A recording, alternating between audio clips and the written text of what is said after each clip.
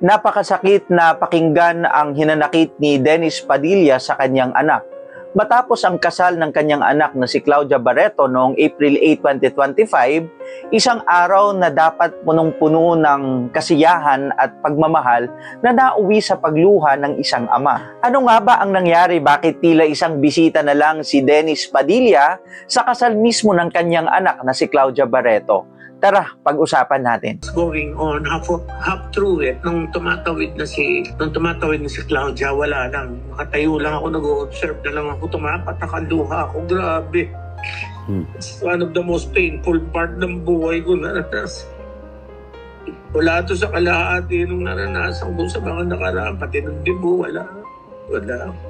And then, after my atid ni Marjorie, si Chloe Soderman, I went to the organizer dun sa gilid. Both of them were sitting down, I was standing up, and I was talking to them while I was crying, and sabi ko lang sa kanila, "Ma'am, ano ba nangyari? Di ba ako po yung father of the bride?" Tapos sabi nila, "Sir, I know what you feel. We feel you, sir."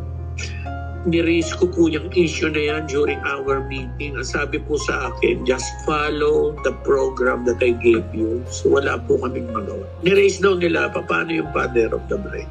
Napakausap nila ako, umiyak. Sabi niya, "Sir, I raised that issue regarding the father of the bride, pero they told me na just follow the program that I gave you." So, alam mo, sa totoo lang, Oji, mas masaya pa ako hindi ako invited tapos dumating na lang ako.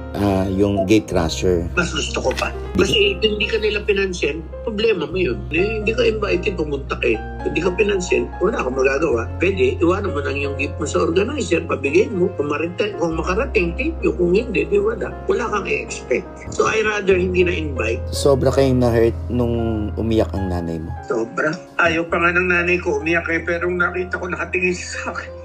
Tamalikad ako kasi ayaw ko makita nanay ko na umiyak ako. Magulgulan nanay ko sobra. 82 years old yun. Namumutla nanay ko na hindi ko maintindihan.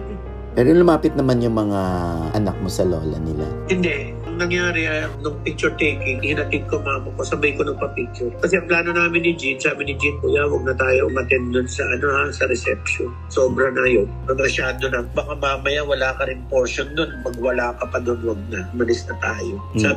Tapos sabi nung coordinator, sabi ko, "Ito yung gift ko, pakiabot na lang po." Nung alam niya nga, alis na ako dun sa wedding. Lumapit yung coordinator, hinawakan ako sa kamay, umupo sa tabi ko, in-rip niya yung kamay ko, sabi niya, "Sir, can you stay for a while?" Kasi ang request po ni Chloe ay gusto raw niya may picture ka with them sa altar. So sabi ko kay Jinjin, pagbigyan na natin, kawawa naman yung bata, walang magawa. Alam mo, ayaw ni Chloe yun. Naging arrangement na yun. Ayaw niya yun. Ayaw niya yun. Siguro kaya ako pakilamdam ko lang, kaya sinabi niya na hindi natuloy yung kasal. Siguro ayaw niya na akong pumunta. A father's longing. A father who asks forgiveness privately and publicly, is that toxic? A father who apologized to the mother, to the children, to the boyfriend of the children, in private and in public, do you call that toxic? A father who posted greetings on birthdays, on Valentine's, on Christmas and New Year to greet them so that it would reach them without reply, is that toxic? If the answer to those things I said is yes, then I consider myself toxic. Alright, mga ka-Transphere PH, napanood natin ang exclusive interview ni OG Diaz kay Dennis Padilla noong April 9, 2025. Bumulaga sa publiko ang tunay na saloobin ng komedyanteng ama. Sinabi niya din na hindi niya din alam kung ama ba siya sa kanyang mga anak, sapagkat sa kasal ni Claudia, hindi rin siya inasikaso, na parang ang pakiramdam niya ay isang ordinaryong bisita sa kasal mismo ng kanyang anak. At yun ay masakit para sa isang ama. Hindi ito biro na pinagdadaanan ng isang magulang na hindi maramdaman ang presensya niya sa pinakamahalagang araw ng kanyang anak. At mga ka-Transphere, hindi ito ang unang pagkakataon na naglabas si Dennis Padilla ng kanyang saloobin. Pero this time, ramdam na ramdam mo ang bigat ng loob niya. Maraming nakarelate, maraming nasaktan, at marami ding nagtataka bakit naging ganito ang setup ng kanilang pamilya. May mga nagsasabi na maaaring may malalim na sugat na pinagdadaanan ng kanilang pamilya na hanggang ngayon ay hindi pa rin naghihilom. Pero sa kabila ng lahat, sinabi ni Dennis Padilla na gusto ko silang makausap. Gusto ko ng closure. Imagine that, isang ama o isang magulang na humihingi pa ng isa pang pagkakataon. Alam nating lahat mga ka-Trendsphere na napakasakit. Yun bang buhay ka pa pero hindi ka nakabahagi ng pamilya mo? Sa isang pamilyang Pilipino, napakahalaga sa atin yung tinatawag nating respeto at pagpapatawad. Hindi natin alam mga ka-Trendsphere kung ano ang tunay na kwento sa kanilang pamilya. Pero malinaw na may puso pa rin si Dennis Padilla na humingi ng koneksyon. At sa ganitong pagkakataon, napaka-importante na wag nating husgahan ang bawat isa. Dahil maaring may pagkukulang sa komunikasyon o di kaya mayroong sugat na talagang hindi pa gumagaling. Sa atin bilang mga anak, lagi nating tatandaan na hindi perpekto ang ating mga magulang. Pero sa dulo, sila pa rin ang ugat ng ating pagkatao.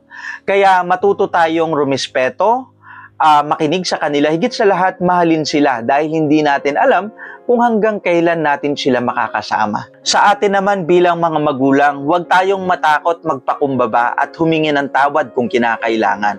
Hindi basihan ang edad ng paghingi ng tawad kundi ang pagmamahal. Ang pamilya mga ka-Trendsphere ay parang halaman yan. Kinakailangan ng pag-aaruga, komunikasyon at oras para lumago.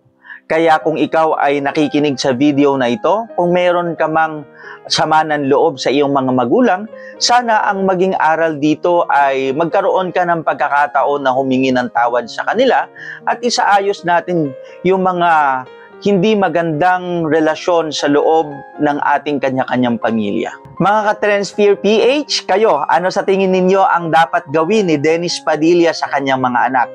Comment down below at pag-uusapan natin. At syempre, wag mo namang kalimutan o ipagdamot na i-like at mag-subscribe sa aking YouTube channel upang ipakita ang suporta at pagmamahal sa ating mga ginagawang trending videos na kung saan makaka-relate ang bawat isa. Yun lang, maraming salamat!